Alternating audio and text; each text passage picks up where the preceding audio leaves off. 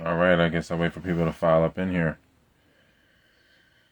The hoodie says, "Sincerity brings clarity."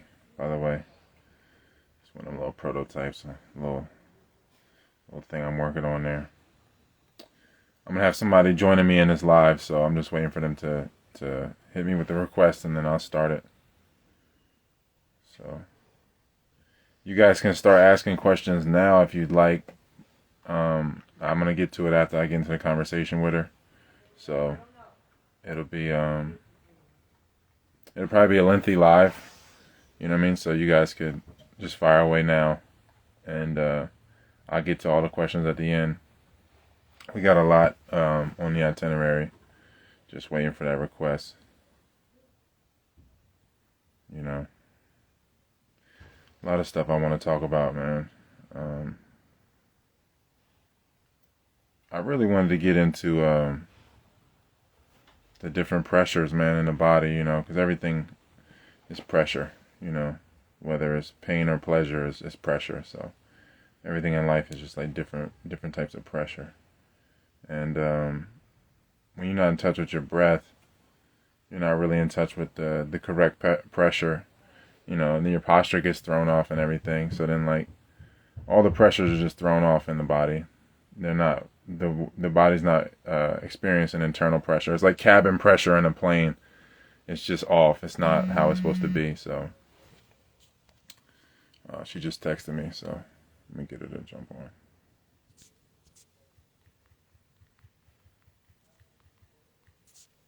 So yeah, like when the pressure's off in your body, when you haven't been doing breath work, when you haven't been fasting, then you have these massive voids in your system.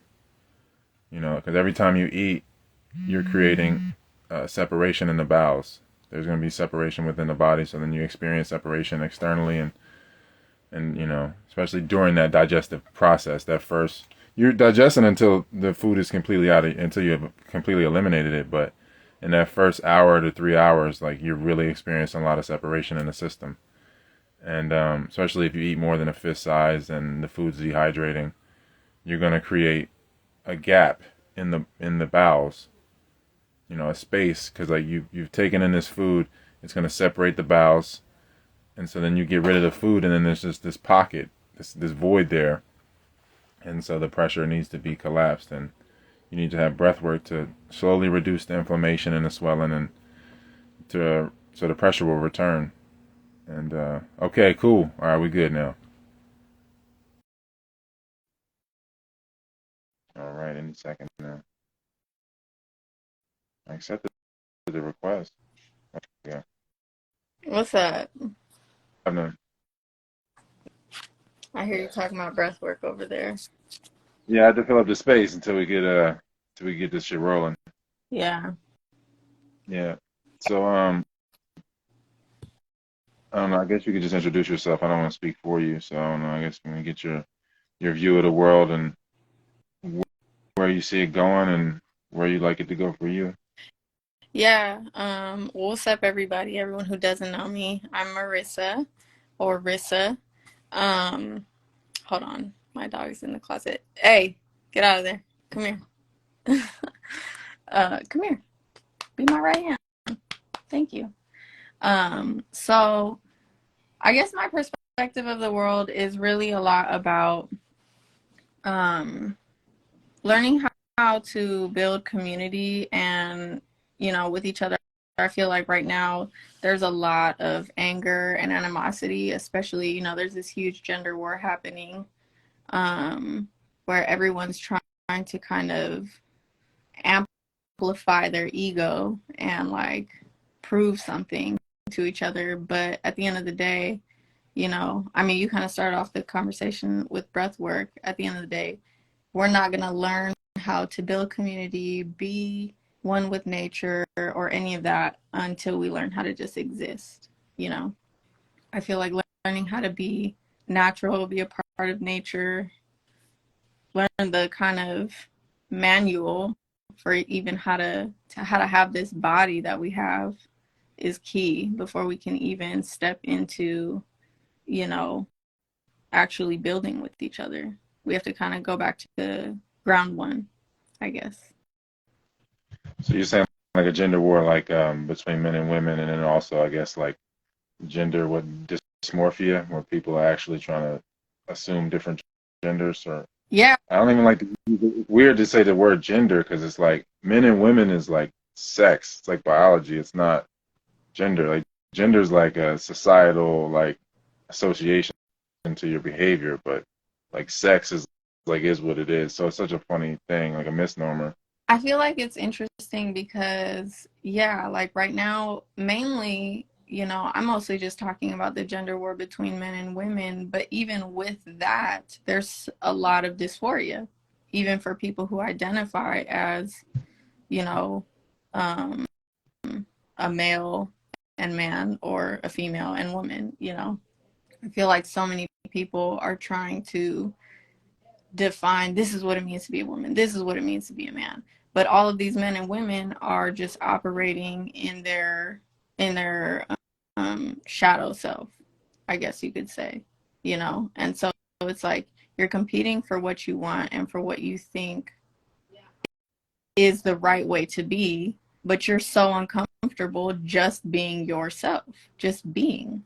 You have to define what it means to act like this and act like that. But really, the only reason that men act the way that they act, majority of the time, is because they're trying to prove something to their peers, prove something to women, prove something. And it's a narrative that they create. It's an image that they create and like impose on themselves rather than just sitting, being, and just that, just sitting and being. Nobody knows how to kind of come to zero, come to the place of just existing. There's like always a revolving tape of just thoughts and feelings and thoughts and anxiety and assumptions and judgment that we impose onto other people, but then impose onto ourselves. Yeah, and I think that's like it's kind of funny, like how I have to ride with the misnomer, like of calling it breath work, because it's more so just like part of just accepting, like just accepting the breath more than like working the breath. I feel like people just so addicted to work, and like they feel like if they are being still, that they're not being productive or moving forward in life. So they feel like, I feel like when I call it breath work, then people feel like, oh, okay, well then it's something that I know, you know what I mean? Actively. 'Cause it's work, yeah, you know what I mean? But it's more so really, yeah, just acceptance, you know, just being mindful, being accepting of what is.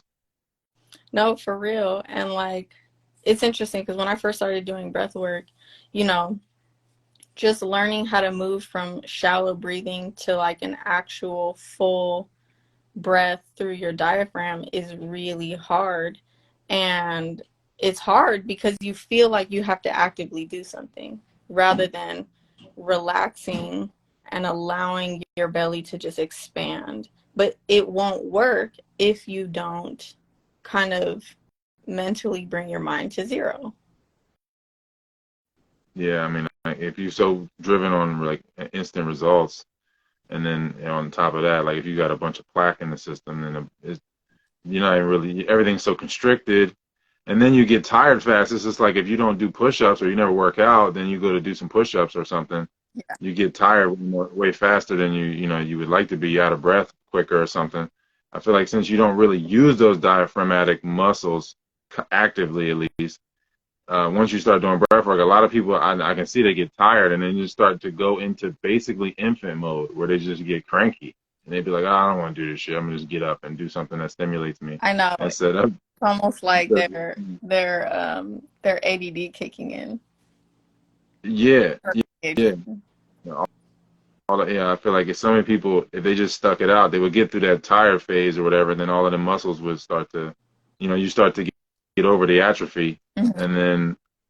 and then you start to go get really tap into the emotional blockages. Like physical stuff, kind of at the beginning, you got to definitely detox in conjunction with doing the breath work. It would just so you can start to feel what a full breath is, because like if you're obese, you know what I mean, even if you're chunky, you know what I mean, you're not even, you're so much expansion that's blocked.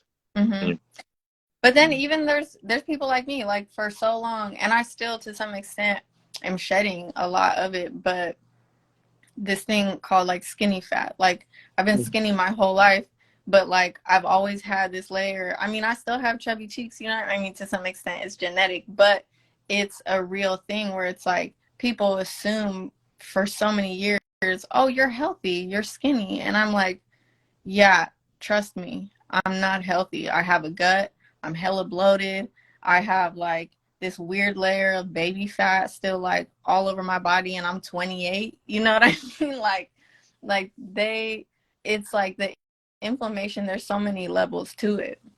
But then also it's interesting because like what you said about acceptance, it's kind of a metaphor because I feel like when people first start doing breath work, um, or even just meditating, like without active breathing, just like trying to practice just being still and like being quiet and existing, um, it almost turns into self-induced anxiety because they feel so much pressure, so much self-imposed pressure. It, you know, every other aspect of their day, every other aspect of their life, that it's just such a foreign concept. And so they create this anxiety while they're doing the breath work. And then, just like every other thing in their life, they stop, they run away from it. Versus what you said, just getting through it and getting past that threshold and just finally being like, okay, my back is against the wall. I could either run or I could just sit here and see what happens and keep trying and learning how to really just sit and accept and relax, you know? Yeah, it's a fine line, like with certain things, like as far as like listening to the body, like you got to respect the body, the boundaries of the body at some level. You don't want to push it too far. Like, but I feel like if anybody has ever worked out and saw results from it, then they've reached certain points where they're like, man, I remember I said I couldn't do this, so I didn't, but if I really just like turn the identification system, all I change it because I'm identifying with limiting thoughts or whatever it is, then I can kind of just shove those thoughts to the side. It's like if you're in danger and you might get like fearful thoughts or something, but then you just like, man, this doesn't matter.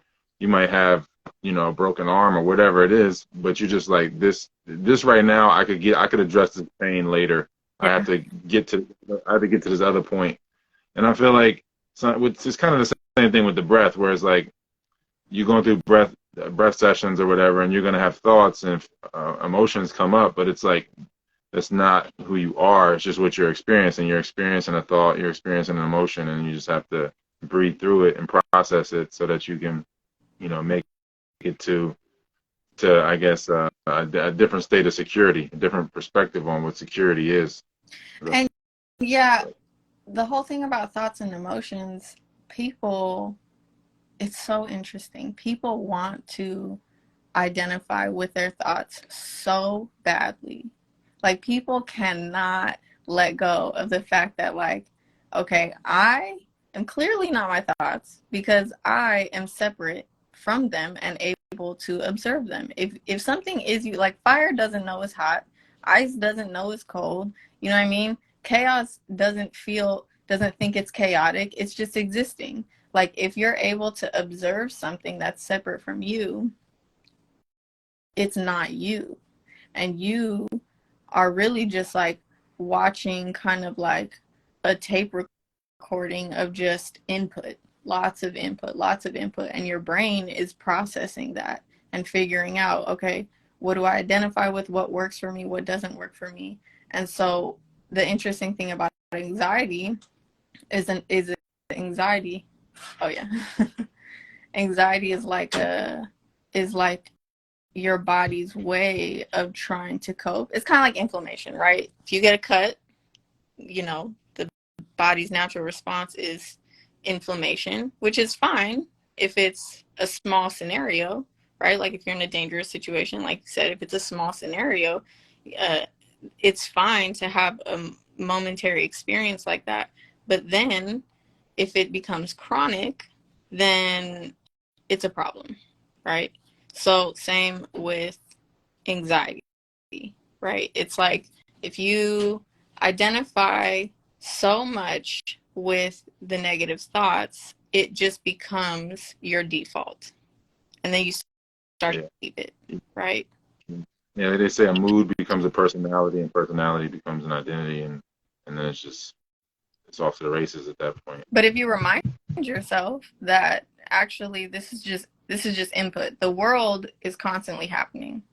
There's constant noise, there's constant movement, but you are here operating in this world and like observing and kind of playing with the input, but it's just input. Yeah, and it's like, you're the only real constant. Like, everything else is transient. Like Yeah.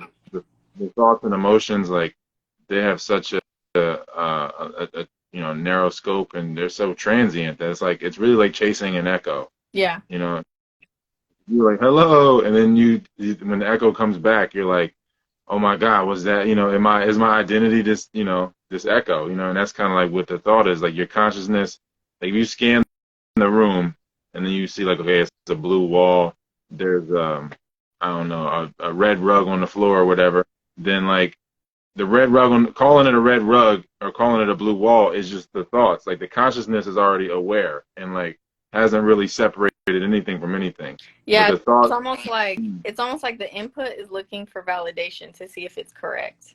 And then you develop a personality attaching yourself to those definitions and to those validations. Yeah, yeah, that's why Hmm? that's why I like Fight Club, man. That's why I changed my name to Taylor Durden. Because, in Fight Club, right, this is based on a book called The Narrator. And, because the whole shit is about the dude, Tyler Durden, is just these thoughts in his head. It's not an actual person. He projects it into being a whole nother person separate from him. Mm-hmm. But, so that's kind of like what it is. Like, this narrator is like these rational thoughts, these auditory thoughts that are just going to go. Like, no matter what you do, if it's going to define things. Yeah. It's just like a definer. So like you go everywhere, you drive down the street, and then your definer, the rational thoughts, the auditory thoughts are gonna say like this, that's a dog, that's a fence, that's this, and it's just always in separation, and like it's just like a tool instead of an identity more so. It's like a calculator. It's like our brain is literally constantly doing calculus without us even knowing it. You know what I mean? Like just having like a visual apparatus in itself, like understanding yourself spatially in relationship to the things around us. It's just a calculator. Yeah, and I think the operating system of it, you know, has to be clear. Like you really want to equip that machine with the best coding in a sense where you want to use the best language that you could use to define things, or your intentions will never really get expressed because they're not really in alignment with the definitions. The definitions is all misnomers. You know what I mean? Like we live in a world where we thinking in English or thinking in these languages that are like kind of like a slang, Mm-hmm. and it's not accurate. It's not really an accurate um, system. So you're just calling things what they aren't, and then you're like, this is what if you identify with your auditory thoughts, then your identity is now tied into a bunch of illusions, a bunch of things that are not accurate definitions. And So it's it's so like, fun because we're in yeah, like an age of mental illness, right? And don't get me wrong, like people got issues, but at the same time, like I feel like all I see all the time, all these videos going viral of people diagnosing themselves, right? People either getting diagnosed or diagnosing themselves. And it's like, okay, I understand. Like you feel like you've taken a step towards empowerment, you're starting to understand yourself. However, that's not quite it. Like applying all these definitions of like illness to yourself, it just, you know what I mean? It's like the English language, every word we have is such a narrow definition of everything. You know, if if you say, okay, all the personalities that we have developed have been, I guess you could say, an incorrect perception, right? They're just a perception. And now you are super hyper fixated on defining why you are the way that you are. You are taking so much power away from what it means to experience and to just live. You don't really know. You don't really know what your default is. You don't really know what your ground zero is, you Yeah. know? Yeah, and then it's just like you forget that you're the definer, you're not the definition. And I think Spanish isn't so bad in some respects. Like it's a little bit better than English in that instead of saying like I am cold, you say I have cold, or Mhm. like I feel like in English you could say like I'm a cancer patient. You know what I mean? Like I feel like the identification with the sickness. Yeah.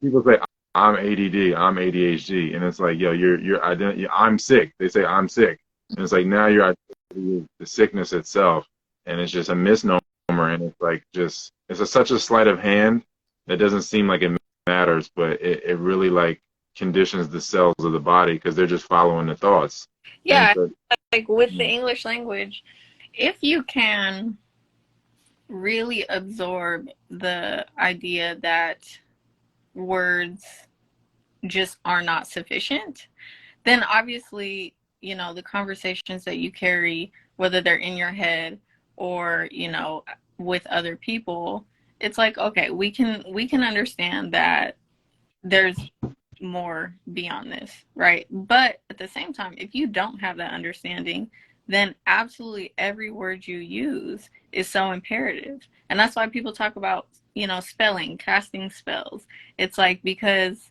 you're not even conscious of what you're saying. So your subconscious is just flowing out and you just have no awareness of it at all. yeah, and then there's no people I feel like get lost in the negative of things, and that, I mean everything's negative and positive like equally. So it's like you could say something is awful, but it's full of all if it's awful. So it's Mm-hmm. like people I feel like don't look at the words objectively. They just look at it from based on wherever their emotional situation is, and then like the emotional situation is compounded by what they eat, and then that's like that has a lot to do with their identity. You Mm-hmm. know, Yeah. because I feel like yeah, so much of it. All right, I mean, as far as the lifestyle goes, I feel like so much of it is just not. It's just about figuring out what you don't need. It's Yeah. not like I'm not really saying like one thing, putting one thing over the other thing in a sense. Like I feel like all right, so you go vegan, then you realize like all right, I'm not gonna die if I don't eat meat. You're like all right, I'm not gonna die if I don't eat cooked food. I'm actually feeling better. You know what I mean? And then you Mm-hmm. get to different points where you're dropping different things. You're like all right, I'm not gonna die. For different people, the way they behave is if they would die because Yeah. they're attached to a persona, in Mm-hmm. the auditory thoughts. So then it's like if I don't have these things or I don't have these foods or these things, then I'm gonna die. But it's just like no, it's a more of a metaphysical death. It's not an actual death. But I feel like when the identity's wrong, then it really the people perceive it as being death. But it really is like a process of figuring out what you don't need. Like, are you get to the point where I think everybody. I don't think you don't have to stay on some monk shit, but I feel like everybody should go and live alone and be in nature for extended periods to where they could see what they don't need. And then when they could come back to things and people, then I think you can appreciate people better.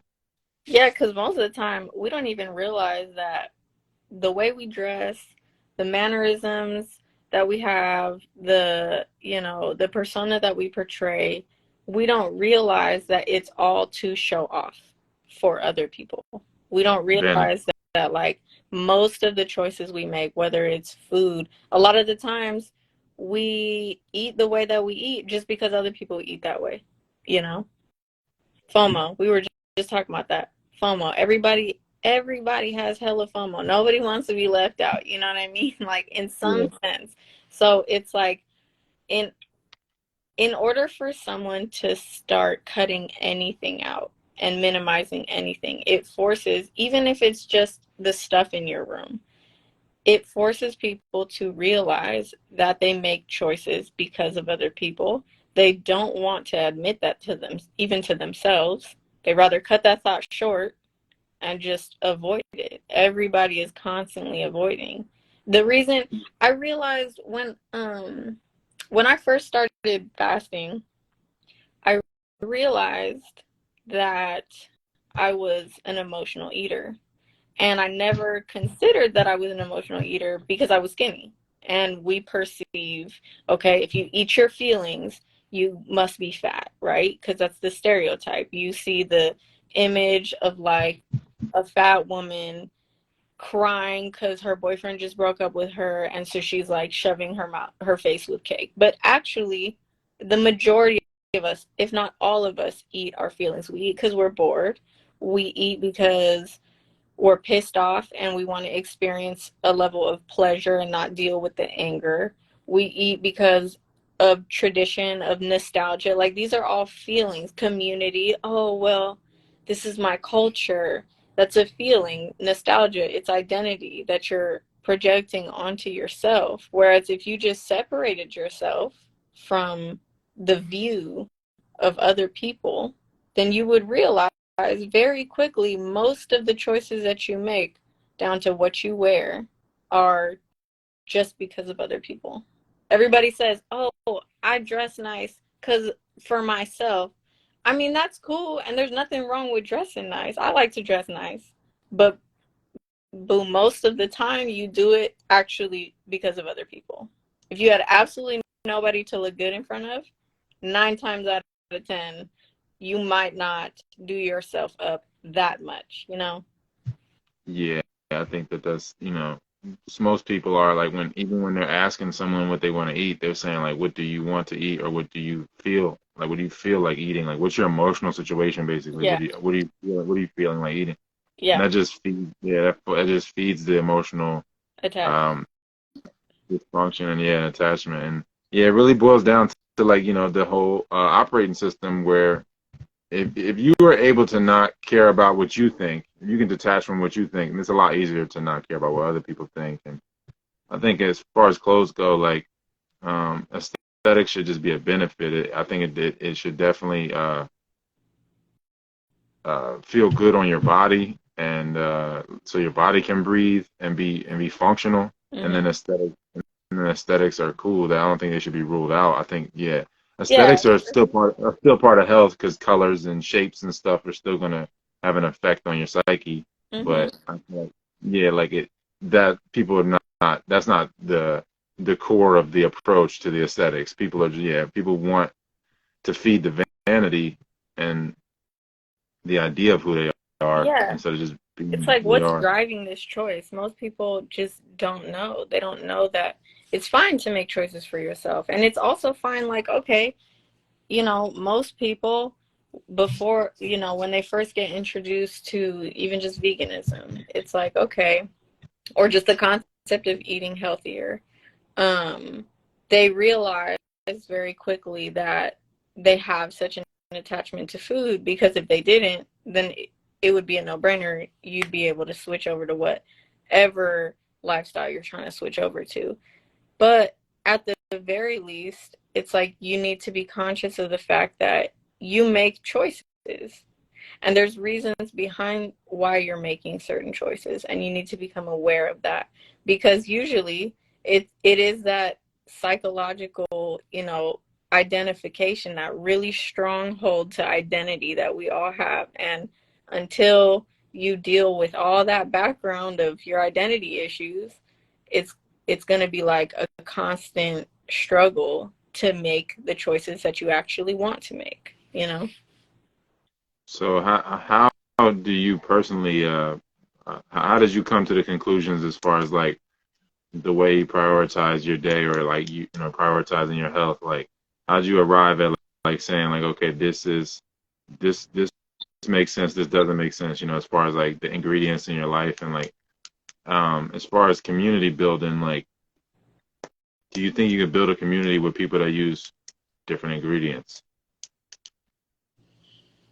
I feel okay, so as far as like me making choices for myself, it's kind of just like, you know, a daily, I don't want to, I wouldn't say practice as in like it's like a regiment, but I'm just constantly in conversation with myself about like trying to be conscious, you know. It's not about creating like all this strategy and like, okay, like this is the strategy that I'm about to approach my life with, because that's constantly changing. Like the world around us is constantly changing, your circumstances are constantly changing. But I feel like when you, especially when you're practicing breath work, if you are learning how to bring yourself to zero, to just empty, detaching yourself from emotions, thoughts. I mean, they're still there. Your mind is still operating, you know, it's like a tape recorder just going, but you create separation from that, and you're able to realize that actually the space that you are is unmoving and silent. Then when you kind of come out of that, you come out of your breath work, you come out of your meditation, and you're realizing that you're in space with things. Every movement is a choice to some extent. Some of it's subconscious, some of it's just natural, you know, but you can be aware of your movements. So as you just develop like presence and now and here, you just start to see like, okay, why am I doing this? I don't really need to be doing this, or actually this feels better for me, you know. And so you kind of just start to gravitate towards what just makes more sense for you, and it's an experience, you know. You're experiencing what's meant for you, versus I feel like a lot of people, they're on social media, they're looking at all this self-help stuff, these new studies that people, oh, this study this study that, come to find out you need, you know, this is the best way to get greens in your body, you know, whatever the next best thing is. People not making choices based on the here and now and the experience, you know? Yeah. So I Yeah. feel like just learning how to center yourself and just tune in, just tune in, you know, to the space that you are. Yeah. And as far as community building, I mean, at the end of the day, um, I think that at the end of the day, like the world is the world, right? There's always going to be quote unquote good, bad. You know, there's nature, there's cities, there's all these things. And so I have personally developed a lot of just patience for the fact that like the world just is the way that it is. And I'm not in like a rush to do anything or to change anything or to change anyone. While I will do my best to live my life and like and help and make change, at the same time there's so much acceptance for that I have for the way that things are. I think it's totally fine to, I think that there can be a lot of coexistence, but I don't think that most people feel that way, right? Like I tend to find a lot of conflict with other people because while I am like, even though I live my life the way that I live and my life is going in the direction it's going, I don't find that to be in conflict with you. Not you literally, but like who said person, right? However, said person is so strongly holding on to their identity and what they envision for the future that they don't even want to see how the universe will play out. Yeah. You know what I'm Yeah. saying?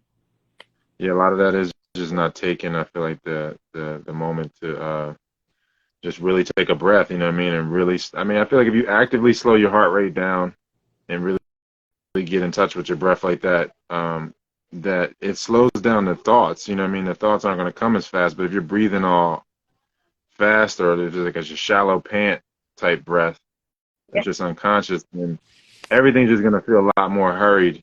And then Yeah. the space between thoughts and actions just feels like hurried and then just jumbled. It doesn't feel like I don't know. When my breath gets really slow and I bring my heart rate down like that, it, you know, coming out of the breath session is just like, man, I could make this step, this leap and go in this direction, or I could make this leap and go in this direction. It just feels like there's just way more of a just consciousness to where I could just say like no to this or yes to this. But I feel like if you're not slowing the breath down, then you're just gonna stay in like a more animal, separate identity, like because you're not. I feel like you're just not in touch with the darkness. You know what I mean? And the darkness is Yeah. like the oneness. You know, Yeah. so like you're because there's no separation in darkness. So like if you're not going into like dark rooms and doing breath work, then you and being still, then you're not like when you come in. Like if you're really just gonna stay in a separation mentality all the time, because you're not like consciously going into a state where there is no separation and going into darkness and just being and experiencing that and like get in touch with that before you die, and then you're just in darkness. You want to do a little practicing of that every day so that you're in touch with that side of life. And then I think when you come back into the separation, you can kind of carry that with you. And I don't know, man, as far as like communities, like what would be like your mission statement? Like how do you think, like if you were to set a community, like what would be the common law or common goal? Because you can't just have a community and then everybody got like all these different goals that just is like they're conflicting goals. Yeah, facts. I mean, at the end of the day, I think to some extent it needs to be organic. And I think that when people goal set for themselves, it's not organic, right? Like people have all these mission statements for their own life in general, but it wasn't really a natural development. It was more just that sounds good and I see that people are doing that, so I'm gonna tag along. So again, that's just decisions based on other people. But I feel like for me it's really just like what I envision for the I want land. At the end of the day, I want land and I want to cultivate the land, and I want to cultivate the land in a way that is, you know, aligned with the way that nature works. I want to create, I mean, at the end of the day, farming is not very efficient. In my opinion, I don't care what nobody says, it's just not. And I'm not knocking it. I think farming is dope. I think gardening is dope. Whatever way you're cultivating the land is amazing. I feel like um, I want to create, a forest at the end of the day. It's like if you're already putting in this labor year after year after year, um, our soils are depleted, and farming, you know, some people who farm, they are doing it in a way where they're making sure that the soil is um, nutrient dense and all that. But at the end of the day, it's something you have to constantly work at, right? Um, so what kind of got me interested in community building and just land work in general was, I mean, I thought to myself, like, oh, having a farm would be dope. And when I was a kid, I had the opportunity. Me and my mom lived on a farm, and it was a beautiful farm. So this is also why I think coexistence is possible, because the farm that we lived on was with a family who, they were stupid rich, hella rich, and they had a converted barn into a massive mansion, and then they had like multiple houses and barns on the land. They would even give like tours in the summers to people just because it was so beautiful. Like the layout of it was so beautiful. So I think it's okay to have, a lot of aspects of modern day, luxuries and things like that. Um, but uh, I don't know. For me, I was like, there has to be another way, because at the end of the day, like, our soils are depleted.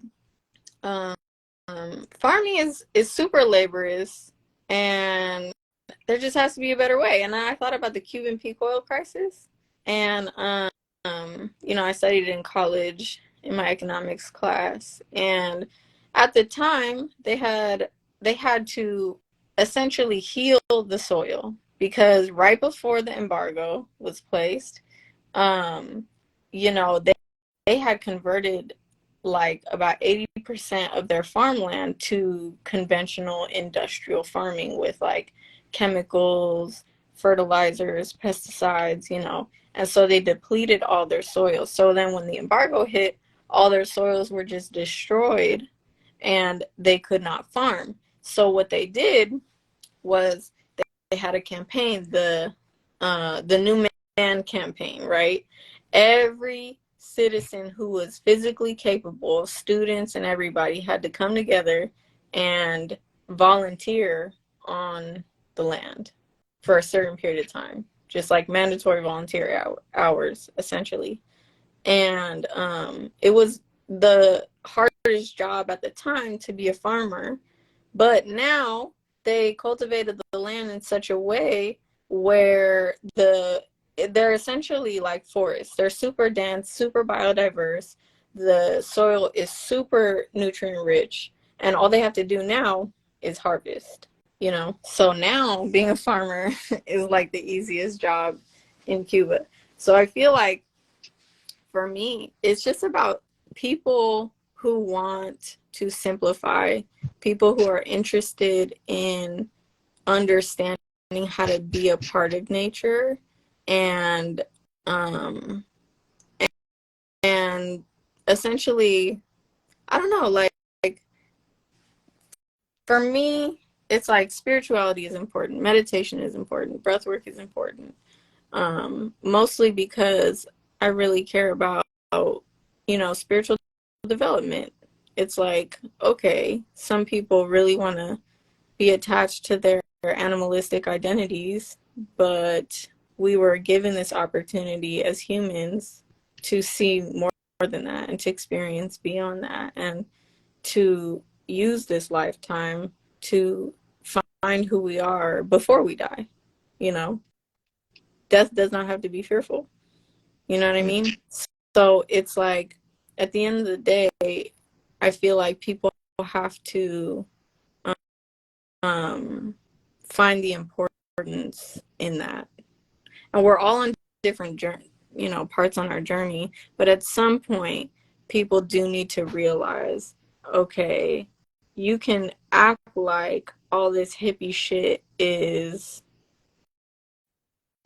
stupid or unnecessary, or you can act like you're an atheist and you don't believe in any kind of higher power, but you're kind of driving yourself crazy living on this chaotic planet for what? Like, what is the point?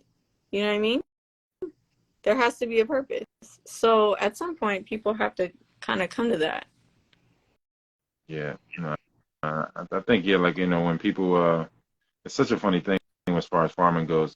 I think when people were, I guess, more in symbiosis with life, if it wasn't just a full-blown breatharian world, full-blown alchemical world, then I Yeah. feel like people would just, move with the seasons. Like I'm gonna walk from Canada to Chile, depending on the season, because it's just gonna shift. Yep. It'll be summer in North America, and then when summer's over, I'll pick the whatever fruits and stuff that are there that are just that nature is providing, and then continue to migrate until I get to summer in South America, and then migrate back up and just keep going up and down. Like, so that's the funny thing I feel like with farming is like if it's in a stationary place, like there's gonna have to be some type of caretaking going on. Like you're gonna have to at least prune the trees to get more yield, unless you just have you have some type of symbiotic system where um, there's just not that many people in the given area, Oh yeah. and they don't need Yeah, or need. to some extent, like to create like a food forest, right? There's gonna have to be like cultivation for like a couple years and do the pruning so that way you can have like high yield in time to come. But if it's done in a certain way, if there's enough biodiversity, if there's enough density, because what defines a forest that is actually going to create an ecosystem and last is it has to be like um, vertically dense, right? And there has to be enough biodiversity so that, like, say if you're trying to plant one plant, right? woods, right? One plant, one tree. If that one tree gets a disease, every single tree is going to get a disease, that same disease, right? Everything is messed up. Otherwise, to prevent that, you have to use chemicals. But if you provide enough biodiversity, enough differentiation of plants, Nothing um, can hmm, nothing can spread like that. yeah. So it's resilient. It creates a home for animals. You know, being breatharian or being vegan, um, regardless if you don't eat animals, animals are still a part of nature and they still serve a purpose, right? You don't have to eat them for them to still be a part of the ecosystem Yeah. and to create a home for them. So for me, yeah, it's just That's why a um, lot of people use goats. Just vegans will have goats just because the fertilizer, because yeah. they have like the most manageable poop, and That's funny. yeah. So, I mean, so what? I guess like what brought you into this lifestyle? Was it sickness? Did you just go on a fast and then just never came back from the fast, like thinking the same, or Oh, what? oh, so for me, oh, I just froze for a second. For me, it was so interesting. So my life was super chaotic. Like I used to be hella depressed. I used to be a huge stoner. It's like super suicidal. Like I was never gonna do it, but like I really wanted to, you know. And so I was just smoking all the That's time to worse kind of know. than What'd doing you it. say? I feel like that's worse than just dying. I know, right? You I get to know. live with them thoughts. I Yeah. know. It was horrible. And like, um, I had so much, like my entire life since I was a kid was just constantly chaotic, right? So I didn't really know anything else. So I was just a huge stoner because I was like, this is the only kind of peace that I like have. And then I got pregnant at some point and that was chaotic. That was super chaotic. Um and that, you know, I did not keep the child. That really messed with me for a long time.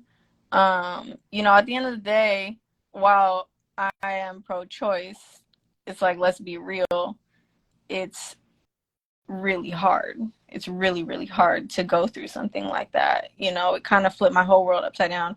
I was always like spiritual to an extent, right? You know, I grew up in a community. I'm from the Bay, I'm from the Mission. Like I grew up in a community where spirituality is like a real thing. Voodoo, Vodou, Candomblé, Yoruba, Santeria, like they're all real things. So like I grew up with them, but um, my own personal relationship to spirituality, like I had no center. And so just experiencing that in itself really made me realize, like, I guess my first thought was, wow, there's not really a body inside me yet, but I know I'm pregnant. So to some extent, like this is beyond the physical, right? Um, and that was my first like experiential moment with spirituality, I guess you could say. And then at the same time, you know, I was like, oh shit, I don't feel like I'm ready physically, mentally, psychologically, spiritually to like teach a child how to be a human, let alone myself. I kind of realized, like, oh, okay, if I'm going to have a child, my job is literally to teach them how to have a human body and how to exist as a human in this world. You know what I mean? And so then I got introduced to Dr. Sebi through my homegirl, and she was like, yo, Sebi is the real deal. We gotta do this. She went on this like 4-day fast like immediately, and I was like, okay, I guess this is what it is, you know. My homegirl, like whatever she be talking about, she vets her information. So I was like, okay, this is just what we're on now. So I did all this research on Dr. Sebi, and yeah, that kind of propelled me forward, of just really realizing that like I wasn't living my life intentionally. I wasn't centered. I wasn't ready to have a child, you know, and I was like, I don't want any choices that I made to be in vain. And, you know, it was just like a really huge wake up call to like get it together. Yeah. I guess. So do you think that you got to um from that viewpoint that you was in at the time, do you think that you got to bypass certain things at that time, and then I guess ultimately, I guess because you never been the age as you are now, do you feel like ultimately like did you pay for it in another way, having like Yeah. skip the step?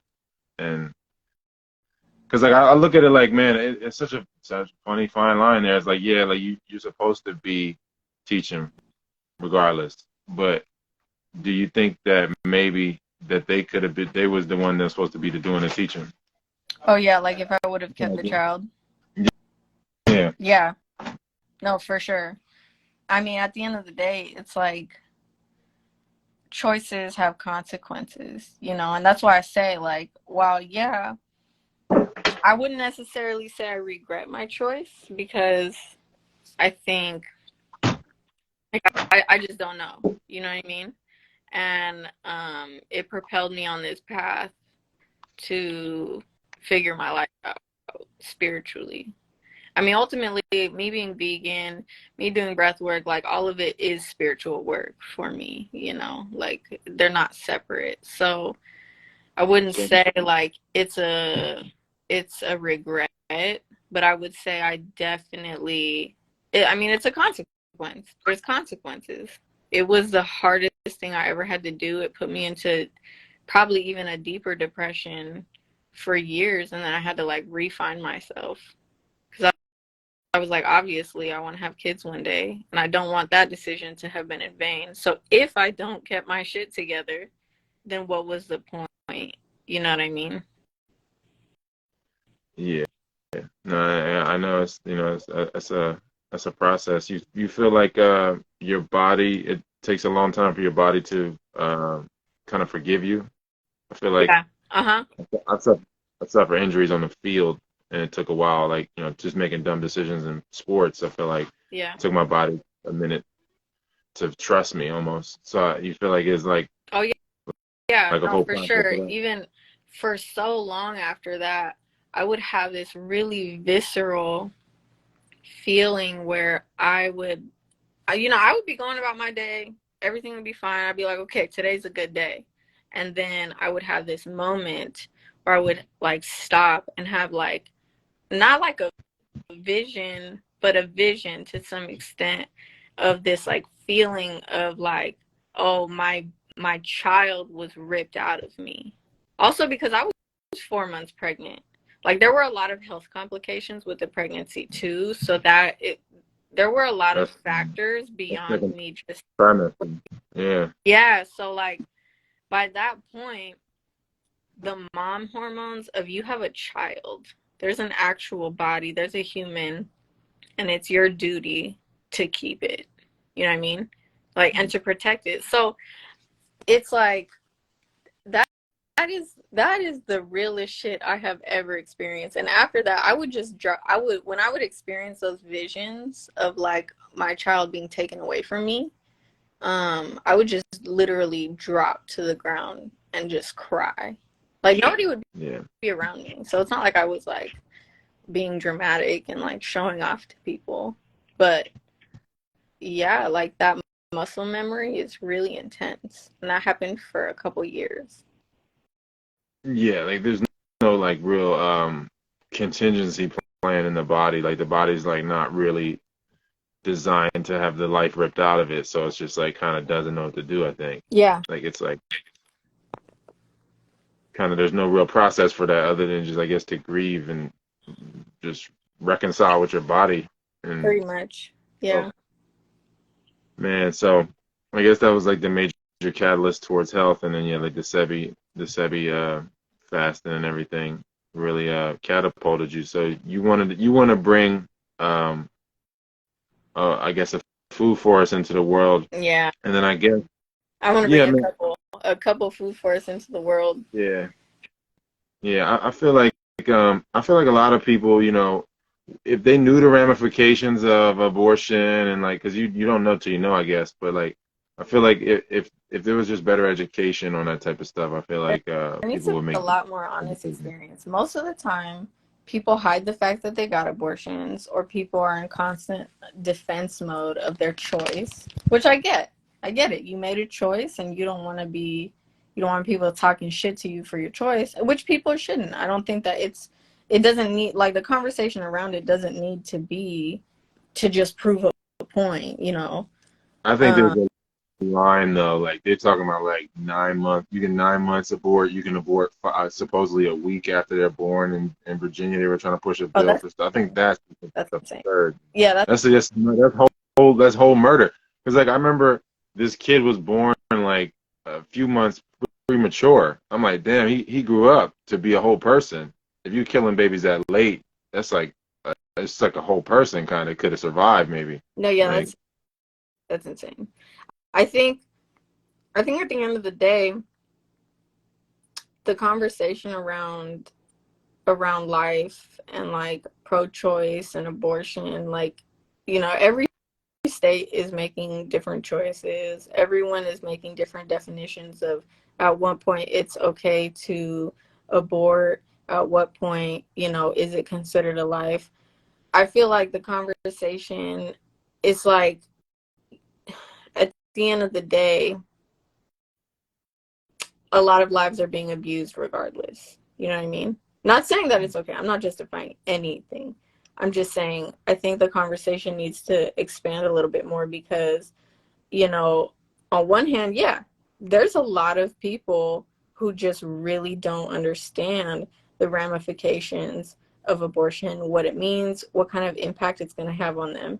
At the same time, a lot of people are having babies that should not be having babies, and we're creating a lot of chaos. And, you know, so I feel like it's hard when, there's so many vulnerable people who just are not ready, and yeah. also just don't want to create life. You need But metaphysical sex ed. I feel like there's just mechanical sex ed. There needs to be a metaphysical sex ed. Like, and I don't know. I feel like I'm pro-life, but it's gonna sound like I feel like it just is ultimately starts with the man. Like, men should not be ejaculating unless they're ready, and that would solve it all. Like, it doesn't matter. Like, yeah, really, you know what I mean? At that point, I feel like that it starts on that end. So I feel like if men was to be in control of their ejaculations, then this we wouldn't even be in this mess. Like, I just feel like it starts with weak ass men, weak ass dads that don't control their nut, and then their sons don't know what to do, and then it just people just slinging skeet everywhere. And I feel like now all these conversations, like right now, I think it's so interesting that there's been so many conversations about like alpha male trying to like assert themselves in the world. I'm an alpha male. I'm an alpha male. And then there's all these conversations about that they're having, trying to say like, as an alpha male, I'm I am this is my tendency, right?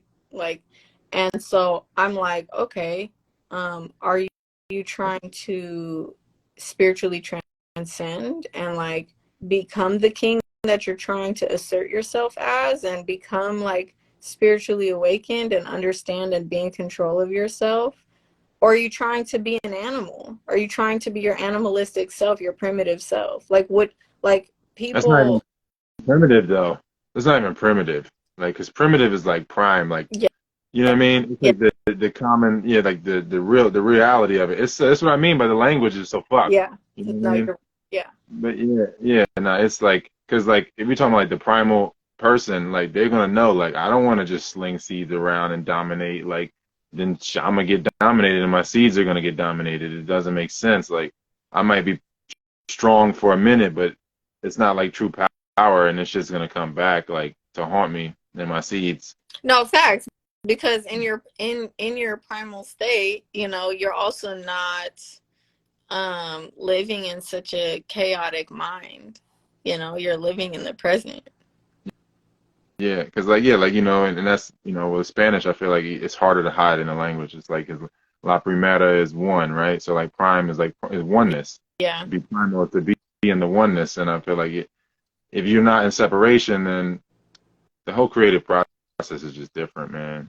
And so yeah, I feel like just being an alpha, and if you're really your primal self, it's like the shit's just unfolding. You don't have to explain it. Yeah. I feel like they say, the master acts, he doesn't speak, and it's like I don't know, it's just wild. I feel like so much explaining and so much emotional attachment to this idea of things, and like yeah, just definitions in English that are really misnomers, and it's just like it's crazy. Like I feel like this state of relationships, man, like you said, the gender war, I feel like is I guess the initial war that it starts with the gender war, and then it got into like the colors and the races. I mean the religions and all of that. I know. Yeah, it's so interesting because I'm seeing like all these um men really operating from like a very emotional place, but like not an emotionally controlled or an emotionally understood place. They don't understand their emotions. They are not in control of their emotions. They're not comfortable existing in their bodies. They're breathing heavily and shallow, and their heart rate is just going through the roof.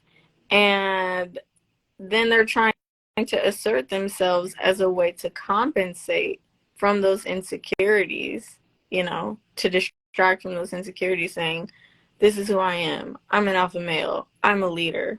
But they have no actual experience in what it just means to exist. You can't understand who you are as an alpha male or what it means to be an alpha male if you don't know what existing and breathing and observing your emotions and observing your thoughts is really like. Yeah. Yeah. I mean, that's what I always say. Like, if you're in desire, if you're just in covetousness constantly, then you basically don't exist because you're not present. So you kind of don't exist. Like you really are in NPC mode at that point. Like it's just programs running. Yeah, It's like literally. you kind of don't exist. Like kind of not there. Yeah. So like, I mean, what is a I guess in this point like of existence, what does a healthy relationship even look like given the circumstances? Like, you know, it's funny, like, they say, like, you can't expect perfection because then you never get anything done. But it's like, what is the common grounds? Like, how can you move towards that, or how can you even recognize what that is, like, in such a compromised state that we're in right now, like, based on your experiences with relationships? Wait, hold on. You're cutting out. Let me see if my wife.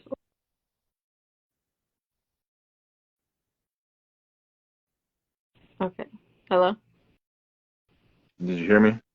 Yeah, I can hear you. What was your question? Because you were cutting out a little bit.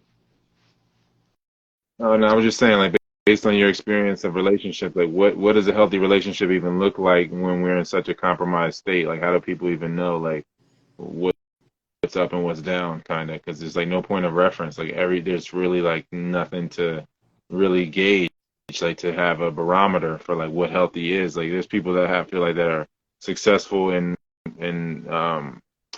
monetary ways or whatever, but then they sacrifice so much health, or they sacrifice presence. You're not really around your child. Yeah. You know, we're talking about like as far as like being in a relationship, building a family relationship. But like as far as like a healthy relationship, I guess just man and a woman. Like, what does that even look like now? Yeah, just being in From relationship with each other. In my opinion, um, you know, I feel like every individual person has to have a sense of how to center themselves. If you don't know how to center yourself when things get chaotic and when things get confusing and when things get frustrating or out of alignment, then like nobody else can do it for you. Like as much joy as your partner might bring you, they cannot center you for you. So each person needs to at the very least be able to stop and find their center. And if they've never experienced that, then they're going to constantly be in a place of chaos, right? And the chaos is just going to compound and compound and compound. Because I feel like at the end of the day, everyone is different. Like there's no one strategy fits all there's no template for what relationships will be like. Every individual person is different, which is why dating is so difficult, because you date this person, you date that person, you date that person. They're all different and you don't like none of them. You know what I Yeah. mean? They're all different. Everyone has a different way of existing, a different energy, a different, operating system. And so I feel like at the very least, it's like you're going to find that no matter what, no matter You, who you choose, no matter who you choose, there's going to be moments where you are out of alignment. There's going to be moments where there's chaos. There's going to be moments where circumstances just change. You know what I mean? Like somebody could be a ride or die for years. They could have a midlife crisis. And if they don't know how to center themselves in that midlife crisis, they can turn on you. It does not mean during those years they were not your ride or die. It doesn't mean that they were fake. It just means that in a moment of chaos, they did not know how to, come back. yeah, yeah, man. So, it's crazy because I feel like you take on so many things. Like it's not like it's so many things just get added on and attached. If you make certain decisions in relationships, I feel like it just like comes like package deals. Like, um, I feel like this is why I feel like it as far as mixing. I feel like mixed relationships. I've never seen a healthy mixed relationship, yo. I've never seen it, yo. I really have never seen it one time, yo. And Yeah. like I mean, I think maybe mixed people with mixed people is fine, but I feel like when it's black and white or anything, I really just feel like it's really just you're gonna sacrifice something. Somebody's gonna have to sacrifice, Yeah. and either way, I think it's still like a lot of sacrificing going on. Like the things that you gotta forfeit and give up, I feel like it's just like a package deal, like what it does to your body. To like, No, it's so interesting because for me, I mean, I'm hella mixed, but at the end of the day, my experience, regardless how light I am, regardless how curly my hair is, yeah, I'm Latina, I'm Afro Latina, but there's always been conflict, within the Latin community. I'm not Latina enough, right? And then on top of that, for the Latinos, and I'm just talking about Latinos because this is just my experience in my community, but for the Latinos that are not Black, they don't understand that racism that it still exists in Latin America, and that they were brought up and bred and programmed to see themselves as separate from us, people who are Black or mixed with Black. And so, as much as I've tried, in my younger years, as a teenager, and then my early 20s and stuff, to date Latinos or even date other people who are quote unquote woke, quote unquote, they know what's up. At the end of the day, you are still subconsciously programmed to think of yourself as in a certain position in relationship to Black people, whether they're mixed with Black or fully Black. And so they always show their ass at some point in time. And if if there is no sense of accountability for that person, and you guys have no way of communicating through that, then, and just being real, and that person being able to be accountable, I mean, yeah, it's just going to be chaotic. It's like, yeah, the person who is Black is sacrificing their truth, essentially.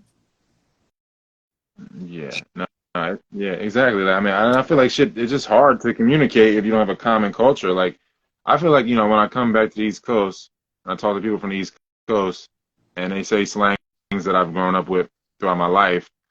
It's just like a different kind of relief.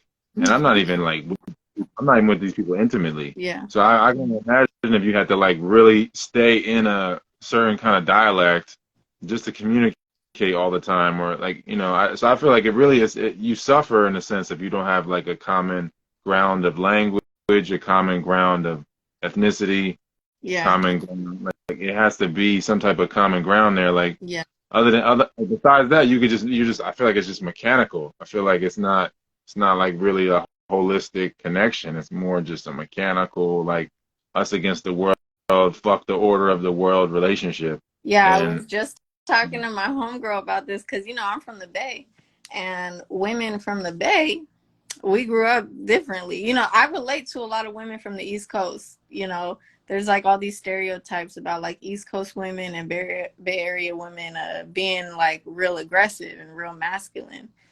But I don't identify as masculine. I don't identify in any way as masculine. The way I come off is just, the way I was brought up. It's a certain culture that's understood within my culture, within the Bay Area. And so men in the Bay, they don't perceive me as masculine, But then anywhere else I go, people, you're a tomboy, you're hella aggressive. And I'm like, for real? I just do you think think y'all they're just just don't get softer? it. Y'all just don't get me. You think the men are just softer? Oh yeah, Or that too. I mean, because I was really, I mean, I guess you would if your mom is just really like marshmallow, then you're gonna get raised a different way, I guess. If you're not, if she comes from a different environment, I don't know. It's crazy, man. It's like, so you think that it's possible? I guess anything is possible, but how do you see, like, as far like you feel like it should be just a nuclear family, right? You feel like, I don't know, from our talks before, I feel like you feel as though if you can't really breed with the person, then you kind of like wasting your time at this point in your life. yeah, just, You know what I mean? You're at a yeah, different stage. 10 years ago, you might have different outlook, but like I feel like, do you think it's like the nuclear family is a must? Like it has to be like that, and there's no other way. You can come in. It's cool. You can go ahead. yeah. I'm not gonna say that I think it's a must for everybody. At the end of the day, everybody's making. I'm not everybody, right? I'm not you. I'm not the next Yeah. person. So I'm fully aware that like, regardless of what my opinion is, my opinion could really just be wrong for certain people, and I get that. However, from what I've experienced and what I've seen, at the end of the day, like polyamorous relationships, for example, I've been in open relationships. I've seen poly situations. And my thing is, okay, if you're not planning to have kids and you just want to do you, I guess you can do that. That's fine. But at the end of the day, that's a lot of energies that you're playing with. And the whole point of a relationship, whether or not you're having kids, is to unify, is to become one, right? And so Yeah. when you have multiple people, like we're having a hard time as individuals finding our center, finding our breath, relaxing, finding acceptance, and just existing. So Yeah. if it's as hard as it is to just find one person who is willing to ride it out with you and to find that unification with you, it's going to be really hard to do it with more than one person. Like more Yeah. than one other person. I You know think. what I mean? And so for me, it's not about like what's possible.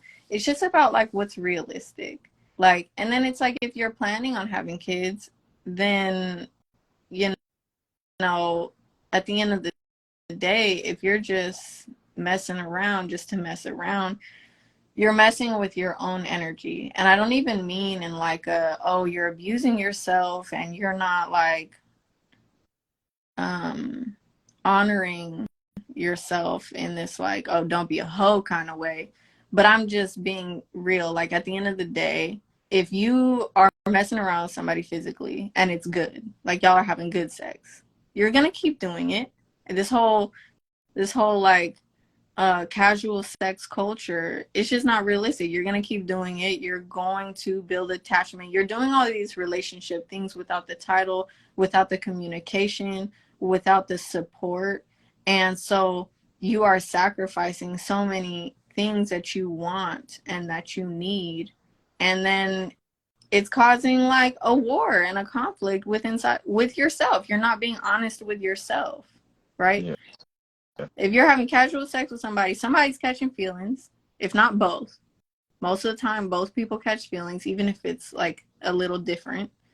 And then everything's just being unsaid. And then people are getting upset and, being passive aggressive. And then you got all these like weird, chaotic situations happening because nobody just wants to be honest and be real and be accountable, you know?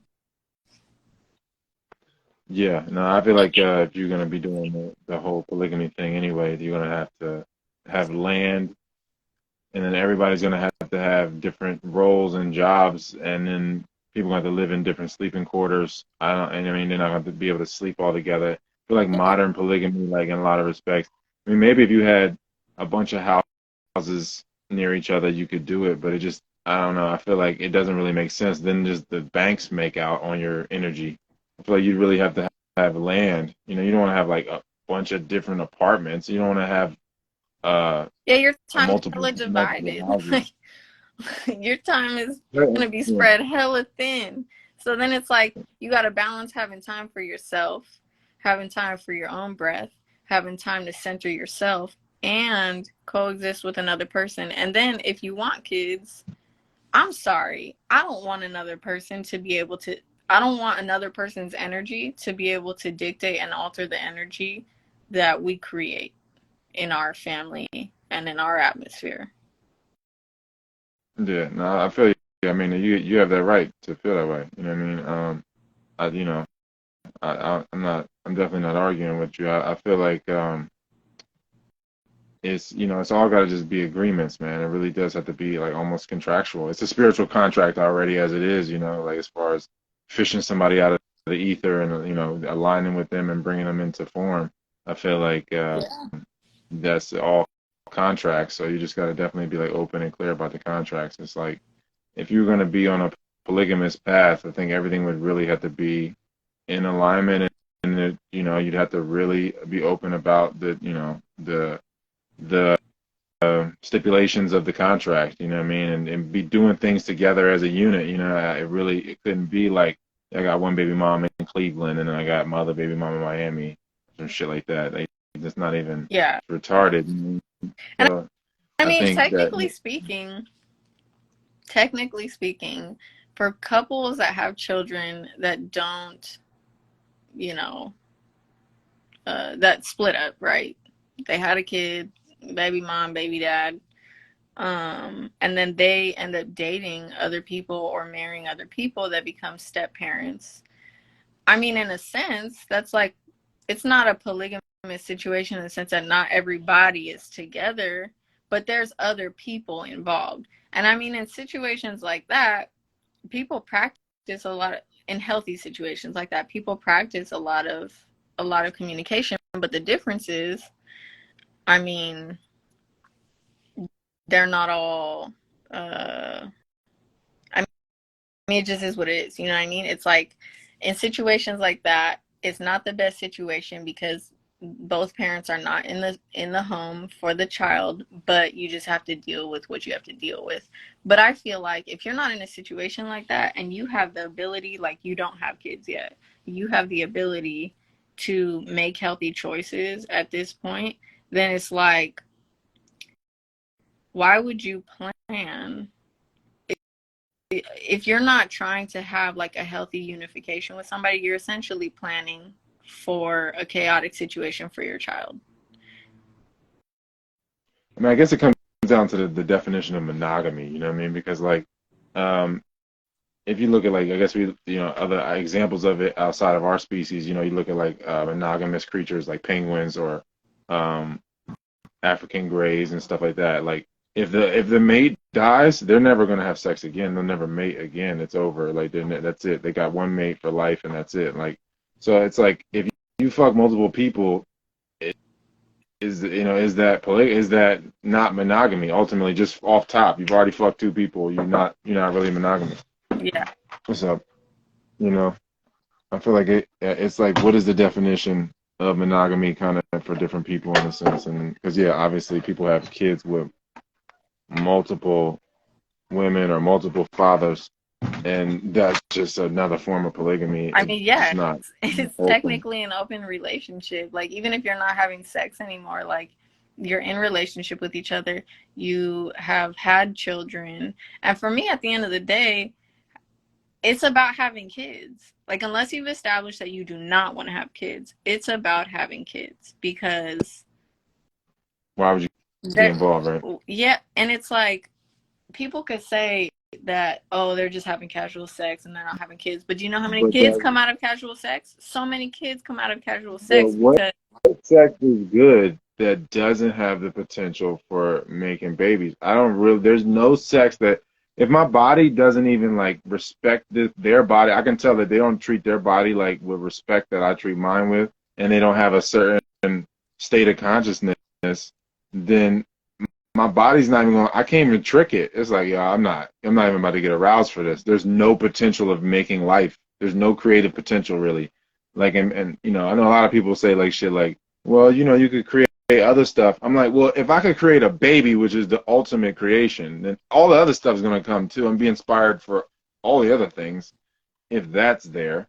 So I feel like it just makes, if you're having sex with someone that you know for sure that it's never gonna happen, the sex is not even as good. So how's it worth it? yeah, there's so much you have to in order to have sex with somebody that you deem a casual situation and that you would not ever see yourself having a child with that person, then you prior to the sex have to create an emotional blockage. You have to create a separation and a distance, and it's almost like you're creating a separation with your own body, and it's just mechanical at Yeah, that point. It's like, why are we doing this? Why am I wasting my time? yeah, You know what I mean? Shit, I could for be doing sure. I could be doing so many other things. I could be doing breath work. I could be working on my career. I could just be sitting peacefully, you know. Like, there are so And you many can other things read a that you could book. be doing that are an actual benefit to you in the long run. Most of us are not where we want to be in our lives. We could be using our time and our energy to cultivate that, you know, rather than itching a scratch that's not even that beneficial. You know what I mean? And it's like people need to stop acting like making babies is not a big deal. How Yeah, many people have have mental health issues because of their parents, right? Oh, my dad this, my dad that, my mom this. I got mommy issues, I got daddy issues. Everybody out here has mommy issues, and everybody out here has daddy issues. Like, the majority, you know what I mean? I don't know many people that did not have a messed up upbringing. yeah, I don't. yeah. There's I very think, very few people that had a healthy home life that I've met. I've met a couple, but it seldom, you know? So it's like yeah, all these people blame their parents for all of these things that are wrong about them, but yet you're perpetuating the same behavior and you're acting like you're ready to have a kid. You're having all this casual sex. Okay, fine. You're having all this casual sex. But if you get pregnant, and if when you're pregnant, your body and your hormones tell you you need to keep that baby as much as you told yourself you don't want to keep that baby, because there's a lot of people out here who are like, oh, if I got pregnant, I'll get an abortion. You say that now. But from my own personal experience, it was excruciating making that choice. You know what I mean? Like, so you might choose to keep it. And then it's like, if you choose to keep it, are you ready? yeah. I think people just not respecting the objective reality. Like, there's certain things like your opinions and your emotions can cloud shit. That's like, that's not objective. That's like subjective. You're being subjected to these emotions and thoughts and these opinions. But there's an objective reality, like this is good for life, and since it's good for all of life, I'm gonna do it because what's good for life is good for me because I am life. Yeah. But then, you know, people be like, fuck that. I'm gonna go off of the subjective reality and be like, I'm operating off of my opinions and emotions, and I think and feel like this is the thing to do. When it's like that's fine. That should factor in, but that should not be the driving force for that type of stuff. I feel like there should just be respect to the order, you know what I mean, and the arrangements of things. Like, there's obviously a conscious order order to this place.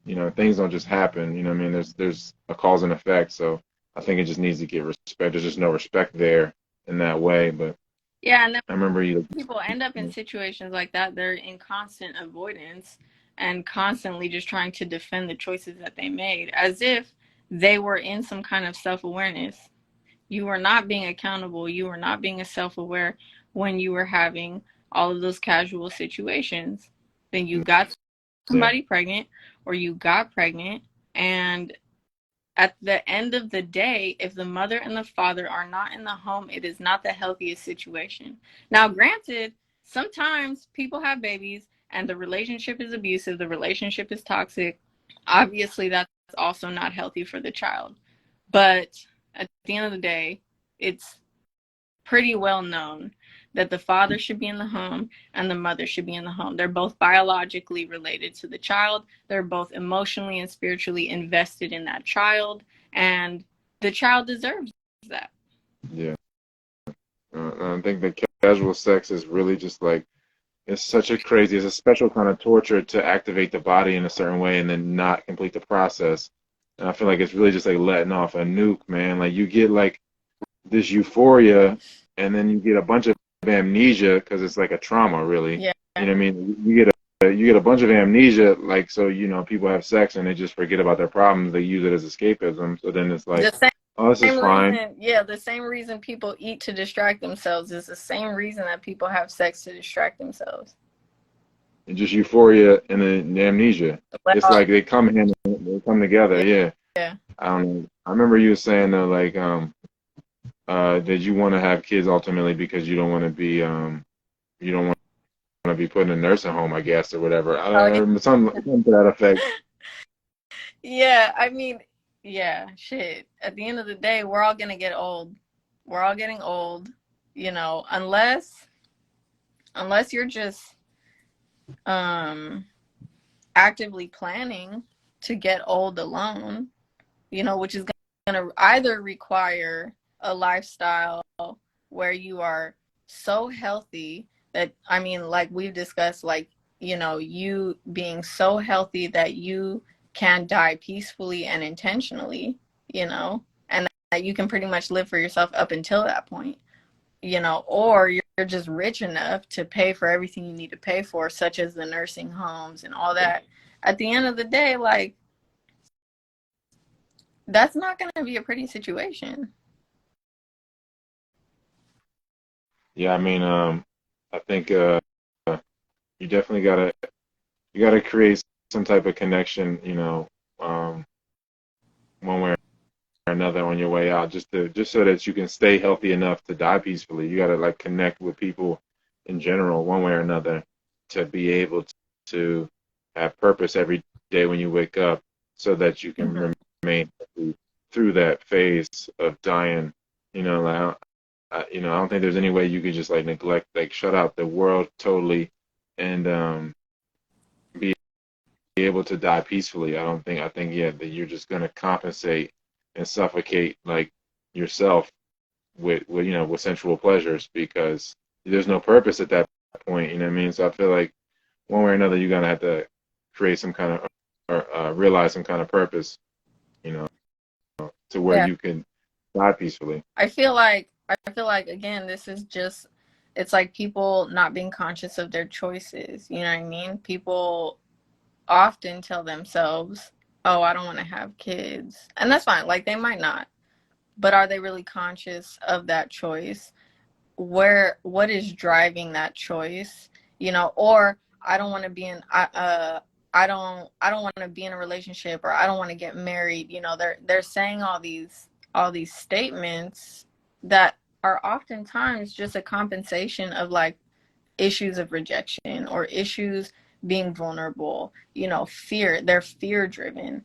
And so it's like, okay, become aware of that, become conscious of the fear, and then, either work through that, or if you don't work through that, then you will get old, and and you're going to have to face the repercussions. And you're going to sit there being unhealthy, potentially in a hospital bed, in a nursing home, having to face the choices that you made when you were younger out of just vanity. Yeah. I mean, I've been with some women. I feel like that they don't like the idea of having children because they feel like their mother was domesticated and they just anything involved with homemaking in that way they don't want nothing to do with it. But I'd be like, man, you're probably gonna do laundry anyway. You're probably gonna wash your kitchen and your bathroom anyway.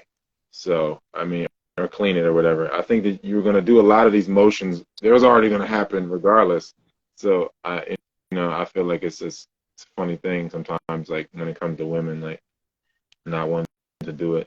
I feel like dudes, in a lot of respects, they're just, they're not really controlling the trigger a lot of the time. Like either it's just carnal, because people aren't really being born, like with the whole like plotted out plan. Like, all right, I'm gonna respect this point of conception. I'm gonna do it at this date. This is the best time to do it. I've reached this point in my life where it makes sense to do this now, and I got like a structure in place to where when the child comes they can flourish and learn the creative process. Learn some crafts so that they can figure out what they like, what they don't like, and then apply that process, that learning process to whatever they do like, and then you can kind of catapult them forward. As like a astral projection in physical form that you can project through their children or whatever. You know what I mean? Through that consciousness or however you want to look at it. Right, I like feel like it's a place in life where you can create space for that like intentional choice. yeah, I feel like it's it's a lot of stigmas involved with the process. I feel like a Um, lot of people, a lot of like a cycle that I see now is, what you said about like men not controlling their trigger, right? Just having casual sex and not making conscious choices during that sex. Women also participating, right? Women essentially not also being accountable to what they really want, why they're participating, they like to um, what could make be the dudes come too. consequences. And They then, like the euphoria. That's mad euphoria. well, yeah, but then, shit happens, shit hits the fan. The woman ends Yeah, up getting pregnant. The woman was not prepared to deal with the emotional aspects of being pregnant. The woman chooses to keep the baby, but because y'all don't respect each other, y'all don't like each other, you are bringing a child in a situation that is just creating trauma. yeah. No, it's just not it's not much respect. You really got to respect And then the that child feels whole like, thing.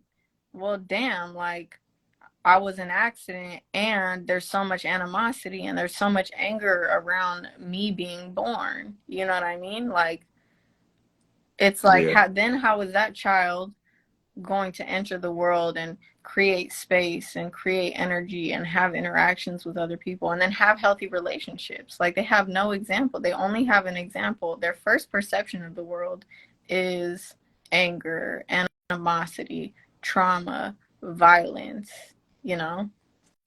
yeah. I mean, it's just like it's like security, man. Like your body needs to feel secure enough to create. Like you don't want to get pregnant if you don't want to get like you don't want to get on the city bus and get pregnant on the bus. Like you're not in a space of secure. It's not like a secure space. Like you want to be in a secure space. You want to be mentally secure, emotionally secure, financially secure. You want to have all these different levels of security so that you can create, and then the child can come out and feel, and they're in that security, they feel it, and then it allows them to be creative. Because if they're in an environment where they're not, it's not emotionally secure, and then it's not physically secure, and there's violence around, they're not going to be able to create. They're going to be in survival instead of in Yeah. creation.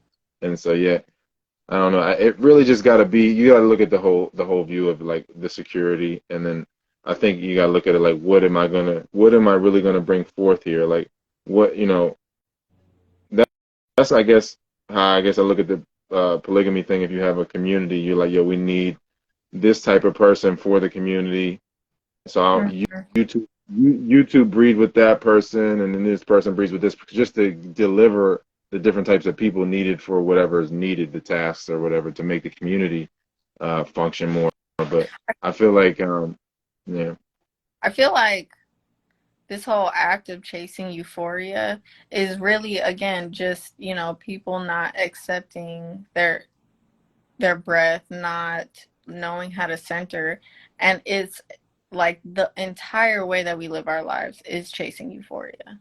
Euphoria, distraction, and just constant stimulation. Like we have such a hard time just accepting silence. I mean, yeah, sometimes when I'm driving around, I have no music on. And yeah. do you know how many people think that that is the weirdest thing ever? I And to me, I'm know. like, I'm just chilling. I am just chilling. There's so many things happening around me that I have to observe and be aware of. That in itself is extremely stimulating if you're actually being present. Just even if you're just at the park sitting down and there's other people at the park with you. You're sitting in the grass, you're looking at the water. There's hella birds around you. That like the world in itself as is stimulating, and you as an individual have such a hard time with just sitting still that, you know, if there's any moment of boredom, you're just chasing you need stimulation. You need stimulation. You need stimulation. And really, nothing kind of distracts as good as pain. Like Yeah. that's all. And so yeah, if you have like casual sex, casual means accident. Like the etymology of casual means accident.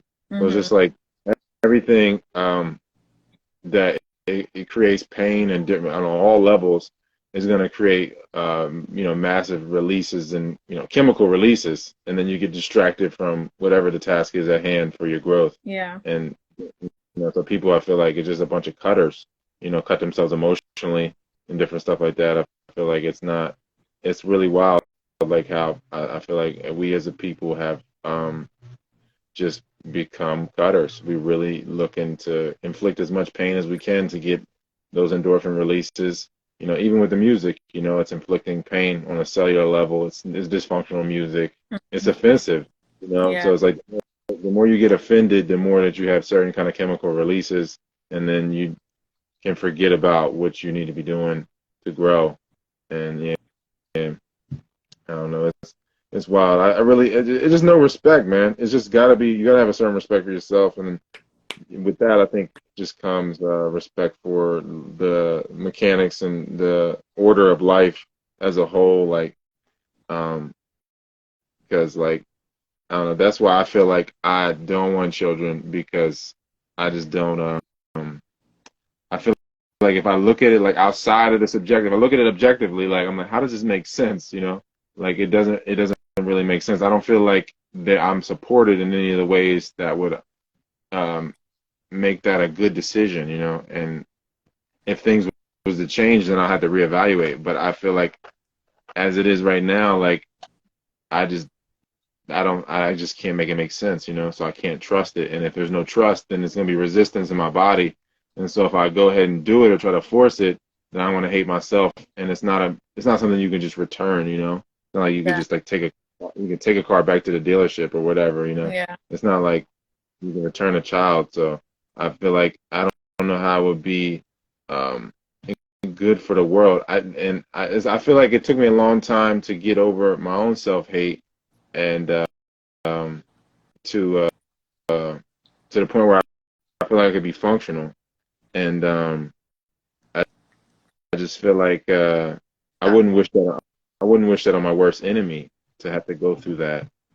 And Yeah, um, for real. yeah, and so I don't.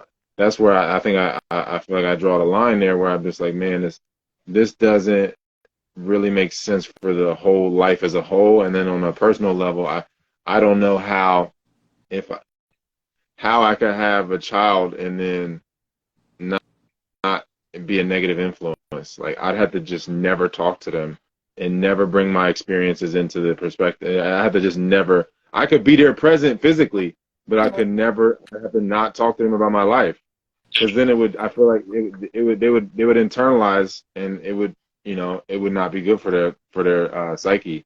So like. And then if you do that, if you don't tell them, then eventually they're gonna figure it out. And then they're like, why didn't you tell me? You don't care about me. So I'm like, this is a lose-lose situation. I don't know.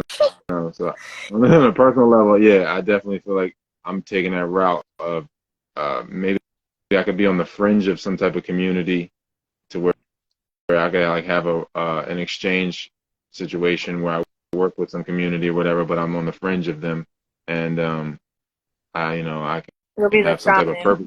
but you don't have any kids. Yeah, you know what I mean? So I can be on the outskirts and yeah, have it and be functional still, Yeah. but yeah, but not because I feel like yeah, it's just you got to look at it like objectively. If you like, there's this there's a bunch of plants that are parasitic. Like mistletoe's parasitic. There's a bunch of poisonous plants like the yew tree, and I'm like, yo, man, if you have these seeds and all they make is poisonous plants and fucking parasitic plants, then I feel like this isn't really good for the garden of life. You know what I mean? And I feel like although I found a way to be somewhat symbiotic in this place, I don't know how there would be more room for more of me. So I just feel like I gotta figure out other ways to just continue to realize a purpose because like I feel like whenever I'm it's like a self-hate thing. You're addicted to hurting yourself. So I feel like whenever I think about having children or think about relationships, then I just want to hurt myself. But if I'm just like in the moment, then I just move from moment to moment and I do what makes sense and whatever is the least vain thing, whatever, gives purpose to the moment and can help the collective, help myself at the same time. I feel like I don't really operate from a self-hate place, but if I have to go ahead and think about relationships or family building, then I'd be like, oh, I'm going right into self hate. Like it's like instant. So I Yeah. just feel like at this point, it's just not functional for me. Like if that was to change, then it would change, and I would just have to move with the change or the transformation. But I don't know. Yeah. I feel like I definitely just gotta stay healthy enough to where and keep enough purpose to where yeah, my dying days, I'll be able to go to the bathroom, get up and go to the bathroom. I don't want to be shitting myself somewhere. But yeah. Yeah. Yeah, I feel you. I mean, and I think to some extent, it's like, you know, there are things that you can do to prepare to have a child. I think ultimately the best way, in my opinion, from what I've witnessed, from what I've experienced in life, to prepare to have a child is okay, on a mechanical level, definitely, eat healthy, figure, learn time management skills, learn these basic mechanical life things. But beyond that, because circumstances are always going to change, so those mechanical things are always going to be like moving. I feel like finding awakening is the only answer. It's like if you're going to create life, it should be from the standpoint of an awakened person, right? Because I mean, it's some real shit. Like when you create a human being, they are modeling themselves after you, right? You are their first example of a life. And I mean, kids look at their parents like they're gods. Like they know everything. They are leaders. They are, the best decision makers ever, whether or not that's true. And so, and then eventually, around like 13 years old, they start to realize that they are their own person. They start to kind of then create new perspectives of the world. They question what you've instilled in them in relationship with what they're now perceiving and seeing. Do they still agree? Do they disagree? So to some extent, it's like no matter who you are, once they reach a certain age, they're going to realize that they're their own person and they're not replicas of you. But to some extent, obviously, they are replicas of you. Like you are there for those first 13 years of life to create them and to teach them things and to give them the space to exist. And so I feel like when you're an awakened person, there's no perfect person, there's no perfect parent on a mechanical level, but when you're operating from an energy field of being like an awakened being, that's the best case scenario. You can only plan so much, you know. Yeah, it's a tough web being woven, as far as like the trauma bonds and like getting out of or moving forward from a culture of trauma, man. 'Cause Yeah, it's hella hard. everybody, everybody like Leonardo DiCaprio's wife in Inception when she just was trying to kill herself and touch hard surfaces and touch knives and shit. Just like, let me see if I feel something. Like it's like I feel like it's such a tough thing. Like everybody kind of got to be each other's crutches for a minute until everybody start walking. Yeah, and it's interesting too because when people kind of go on the path towards awakening, regardless of how long it takes them, it's almost like, okay, they gain some traction. They're like, okay, like this is the path that I'm on, but then they're still, operating in this world, and the identity that they once felt a really strong attachment to. It's like you have two selves now. You have the self of your identity that was cultivated based on the world that you're existing in. And then you have your true self that you're finding after separating yourself from the world. But then when you go back into the world, you have to relearn how to not attach yourself to that identity again. You have to relearn how to operate in this world that you're re-entering as the self and not the identity, because it's muscle memory. You know what I mean? Yeah, Like, a lot of it is conditioning. Yeah, yeah. I mean, it's like, okay, somebody from the South could move up north, kind of lose their accent a little bit. Soon as they get on the phone with somebody from back home, their accent comes right back. It's muscle memory, it's identity, you know?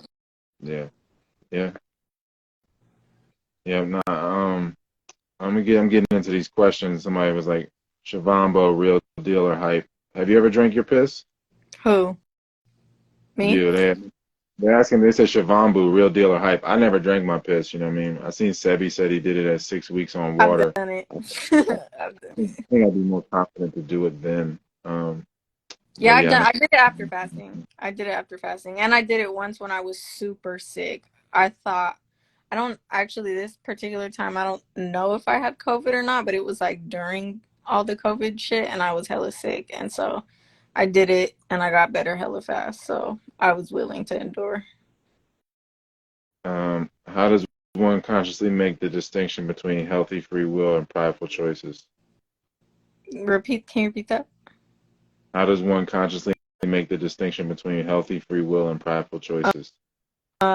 You have to first be able to come to a place of zero within yourself so that way you can be essentially pre-concept, exist in a place free of concepts.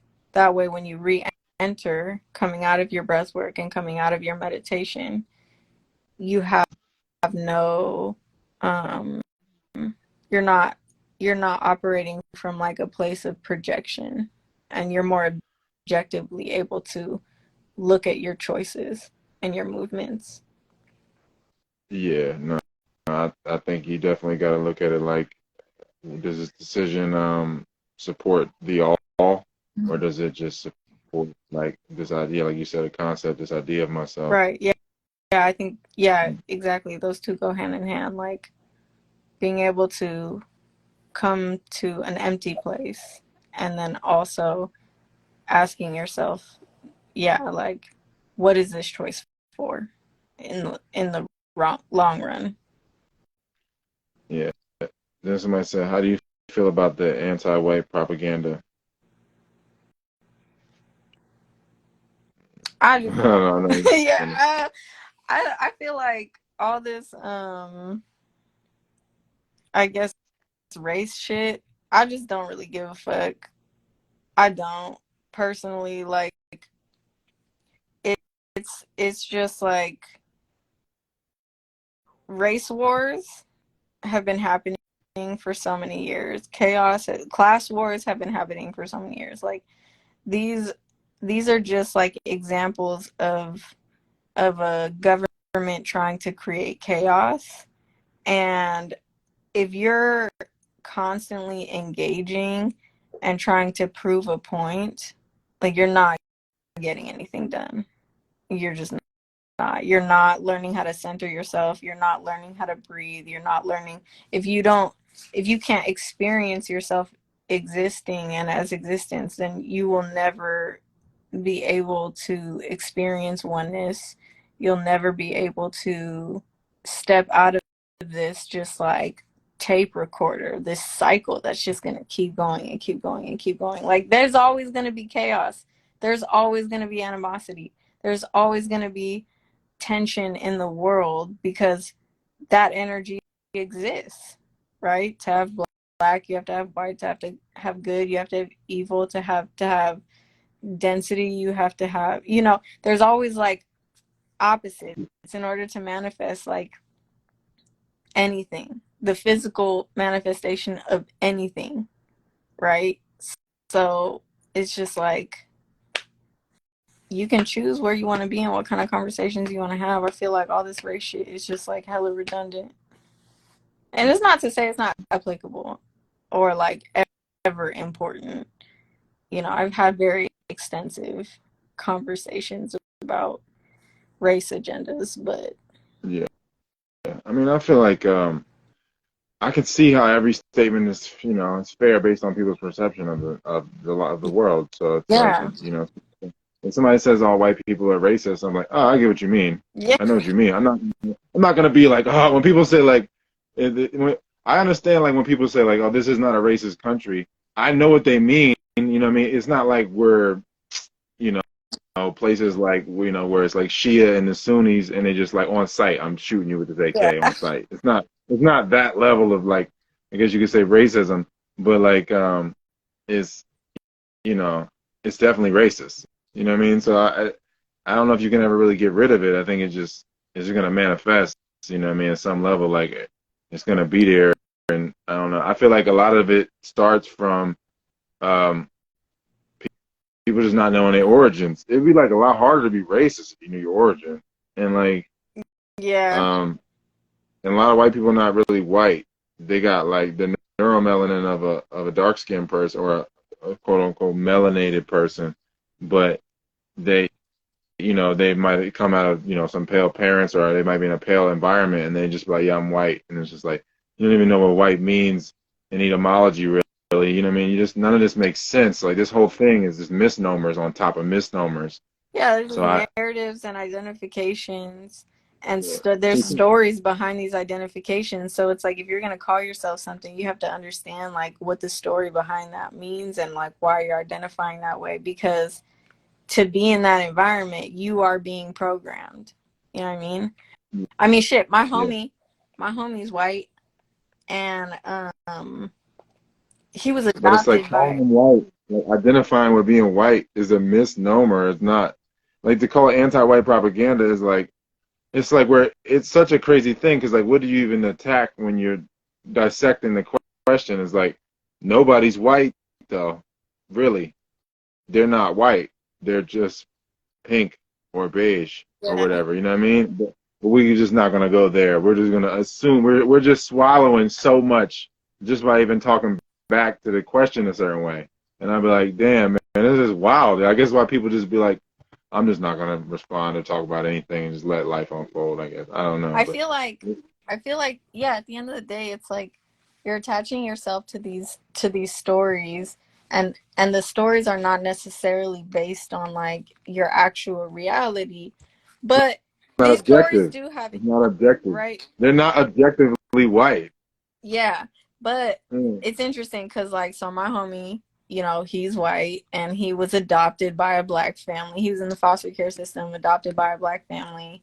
And so in a lot of respects, he was raised by black people, loves black people. I mean, essentially black people were like his saviors. So he holds black people at like a very you know, high regard. high level in his mind, right? Um, and I mean, he still has a relationship with his white family, but there's a lot of trauma there. But me and him have had conversations about the fact that, uh, you know,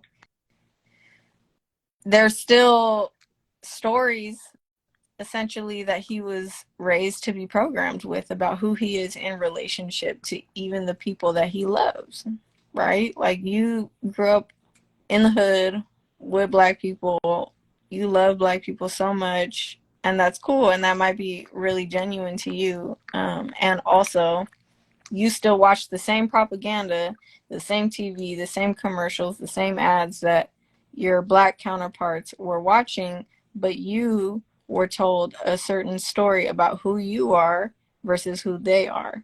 And so you have to be aware of that, you know?